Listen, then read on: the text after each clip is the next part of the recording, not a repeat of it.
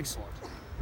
Well, thank you very much for coming out this afternoon, and Ted and I are here to announce for the medical school, the federal government, as a result of its reviews or its review, has allocated 50 places all up.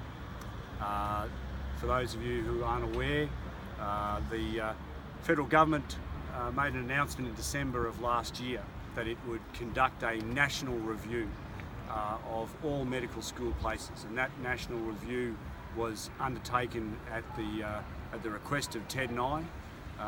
This is an issue that's been floating around for some time, and Ted and I we harangued, I think it would be fair to say, the federal ministers about undertaking a review to ensure that this great facility behind us would have a medical school operating, and this was the best opportunity that we could see that would provide those places to enable us to have a fully functioning medical school.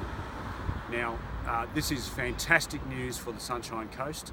It is fantastic news not just for students and their families.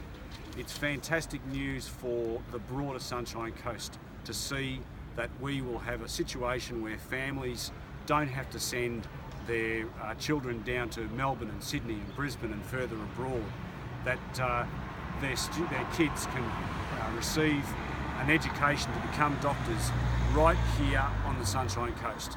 We've got Australia's newest hospital being built here on the Sunshine Coast, over $1.8 billion worth, and we will now have a world-class leading hospital teaching facility.